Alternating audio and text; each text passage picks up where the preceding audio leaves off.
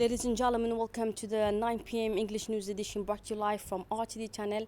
And tonight, as headlines, we have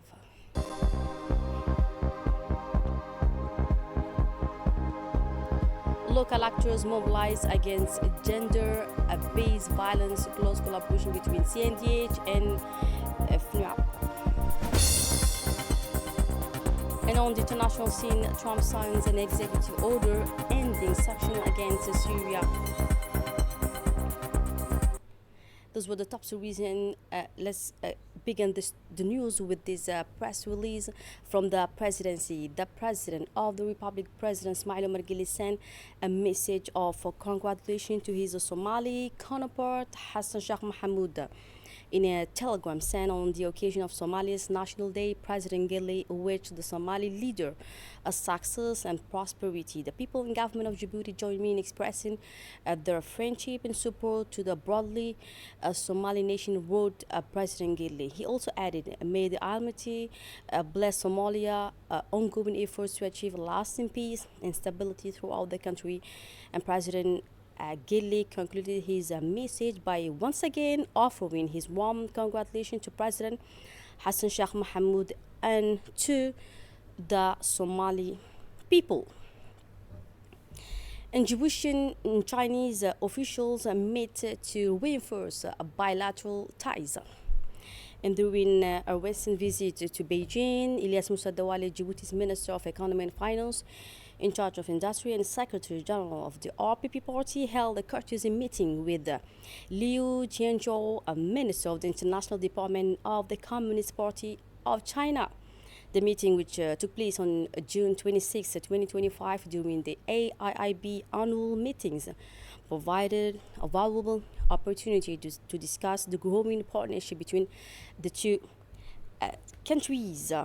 And a Djiboutian delegation is participating also in the fourth annual International Conference on Financing for Development, which opens yesterday in Seville, Spain. Organized by the United Nations and the Spanish government, the conference runs through July 3rd at the Fabes Conference Center and focuses on reshaping global financing strategies for sustainable development, led by Ilyas Moussa Dawale, Minister of Economy and Finance, in charge of industry and representative of President Ismail Omar Guelleh. The delegation also includes Khadra Ahmed, Djibouti's ambassador and permanent representative to the United Nations in Geneva. Djibouti is using this platform to call for greater international solidarity with least developed countries and to showcase the importance of its logistic infrastructure for regional integration and achieving the sustainable development goals in alignment with its Vision 2035.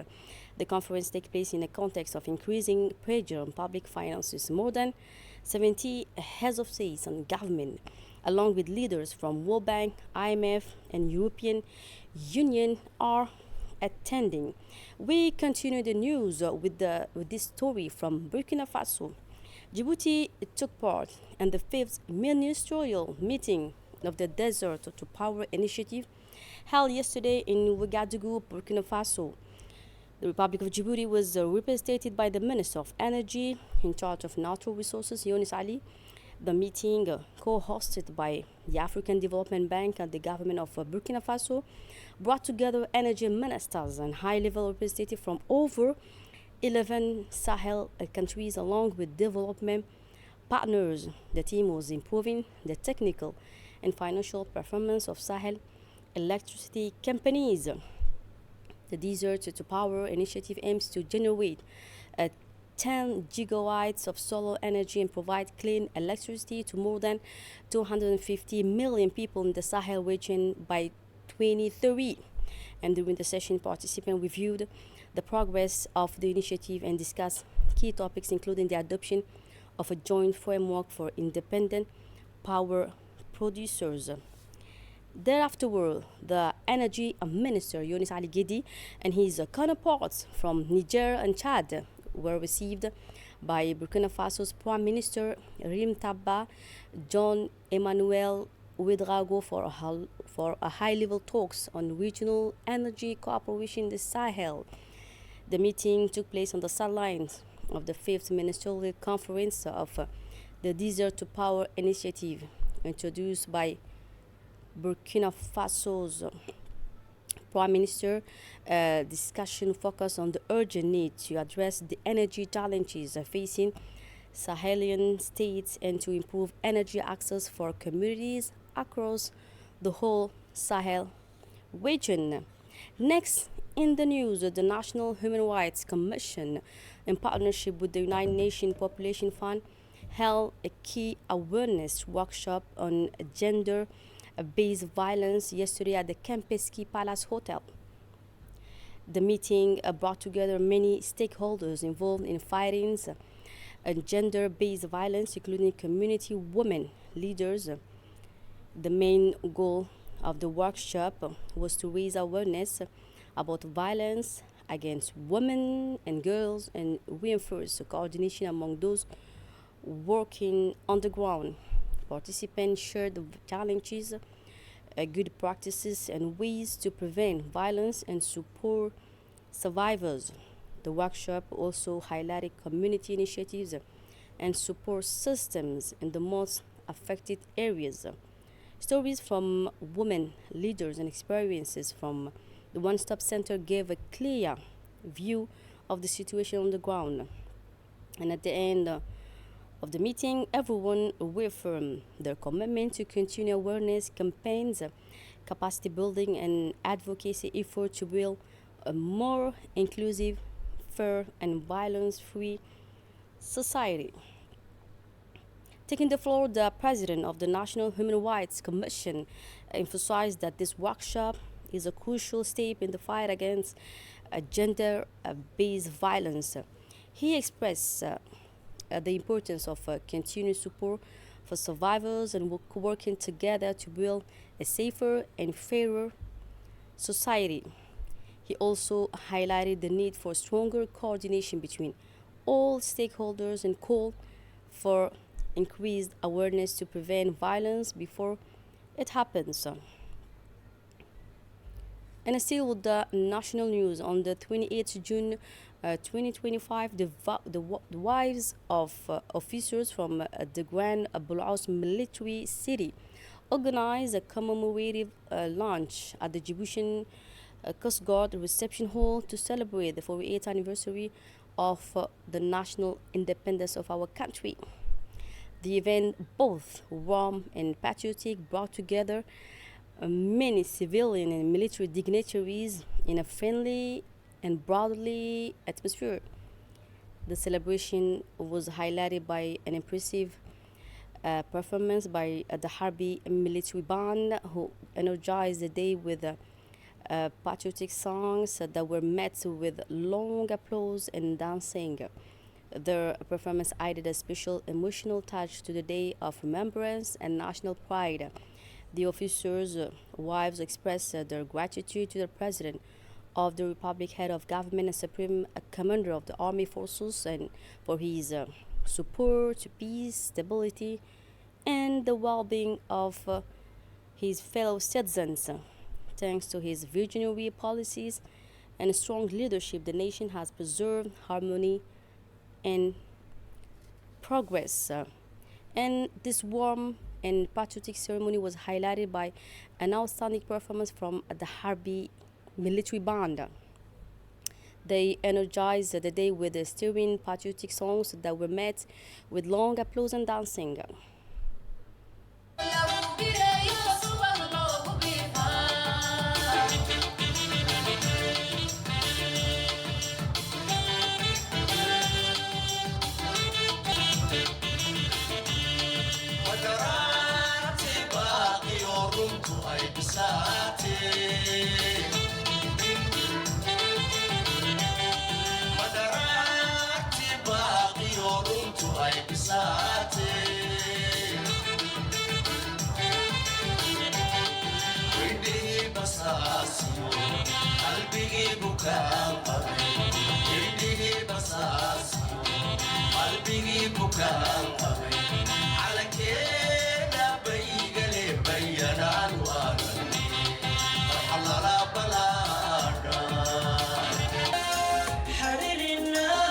ويريا بنديرته السمع عليه ملولا السمع عليه سونك اللي تحلي بنديرته سايا السلام لي بنديرته سونك اللي تحلي بنديرته سايا السلام لي بنديرته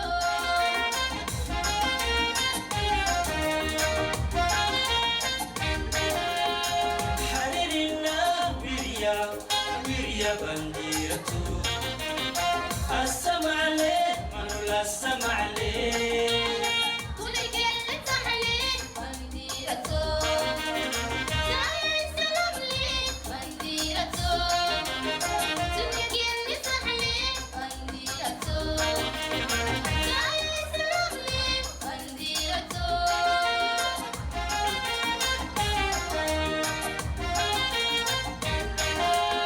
بادرني عليه بنديرته نرسل دورا بنديرته بادرني عليه بنديرته نرسل دورا بنديرته نور سيني بنديرته نور سيني بنديرته نور سيني بنديرته نور سيني بنديرته. And during the ceremony, the officers' wives did not fail to express their heartfelt gratitude to President Ismail Omar Guelleh, President of the Republic of Djibouti, head of government, and Supreme Commander of the Djiboutian Armed Forces for his unwavering commitment to peace, stability, and the well-being of the Djiboutian citizens. Thanks to his visionary policies and enlightened leadership, the nation has succeeded in preserving harmony and progress, said one of the officers' wives. Still with the national news, the Yoboki sub-prefecture eagerly celebrated the 48th anniversary of the independence of the Republic of Djibouti this Friday. An official ceremony was held with the presence of the sub-prefect of Yoboki, Abdallah Roble, the parliamentary deputy of the Yoboki district, Ahmed Dabbar, the civil society representative, Mrs. Madina, security forces representative, traditional leaders, and many local residents who came to mark this historic event. The ceremony began with the raising of the national flag, accompanied by the national anthem, followed by a speech from the sub-prefect.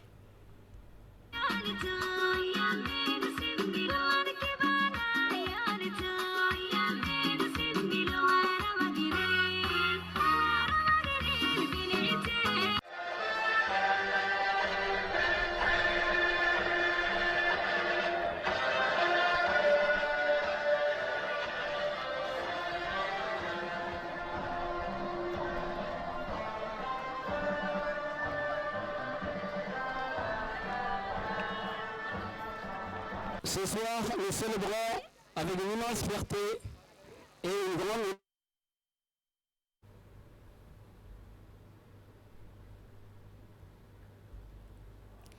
In Holhol, now on the evening of June 26, 2025, the village of Holhol came alive with the celebrations marking the 48th anniversary of the Republic of Djibouti's independence. The celebration ceremony took place in the presence of the sub-prefect of the area, Mustafa Hassan Waberi, Deputy Filson Abdullah Miguel, several regional elected officials, and a large crowd from the Benijog community who gathered to take part in this patriotic event. In his speech, the sub-prefect reminded everyone of the importance of this historic date, symbolizing the sacrifice and determination of the Djiboutian people to gain their freedom and affirm their identity.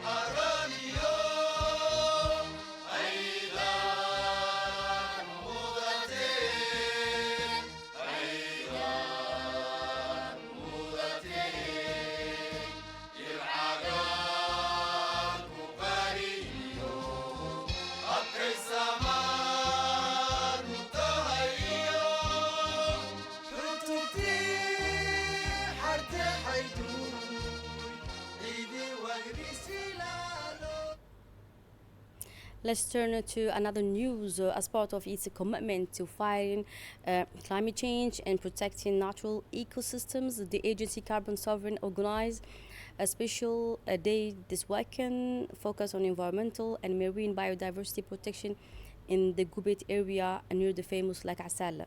Gubet is not only a popular tourist site but also a rich marine biodiversity zone home to species like whale shark and turtles. Protecting it means preserving an exceptional natural heritage vital both for the local economy and the marine ecosystem. The event gathered members of the association, civil society actors, and fishermen. Its main goal was to raise awareness about the importance of protecting the unique marine ecosystems in this region. Sports now, under the guidance of the state secretary in charge of sport, the SEP, a Directorate of Regions in Al Sabih, officially launched the 2025 summer tournament yesterday at the Ari multi sport field. The event brought together several sports disciplines, including mixed gender athletics, boys and girls, for the 400 meters, 800 meters, and 1,500 meter races, as well as football. The main goals of the summer tournament are to provide young people with opportunity for personal growth and engagement during school holidays, discover new sport talents, and promote sports development at the regional level. The opening ceremony was attended by an official delegation from the State Secretariat led by Al Haj Omar Hassan, Director of Regions, and Ahmed Musa, Sub-Director of Region Al Sabih. The edition of the summer tournament involves several localities in the region, including Ali Adde, Holhol, Asamo, and Dasbiu, where competitions will continue throughout the whole summer. And to conclude the national news, let's head to the north of the country. As part of the fight against smuggling, the Customs Brigade team from Tajua region, led by Ismail Ali Shide, seized a large quantity of 224 kilograms of cat in the Dora sub-prefecture, along with several vehicles. Smuggling is considered a serious a crime under the General Customs and Indirect Taxes Code. This operation was carried out in close collaboration with the Army and Police of the Jura region. Authorities emphasized their commitment to continue the fight against illegal trade to protect the local economy and security as well. And moving on now to the world news, at least 78 Palestinians, including women and children, and a reporter, were killed in deadly Israeli airstrike across Gaza. One strike on the Al Baqa leisure complex along caused three deaths. Additional attacks hit commercial warehouses and residential areas like Sabra and Zaytun, causing many casualties. About 20 people were injured while seeking urgent food need. Distribution centers. Over 500 Palestinians have died in the past month amid ongoing aid distributions efforts. President Donald Trump has signed an executive order ending U.S. sanctions on Syria effective Tuesday, according to the White House. Trump stated that lifting the sanctions support U.S. national security and foreign policy goals by promoting a stable, united, and peaceful Syria.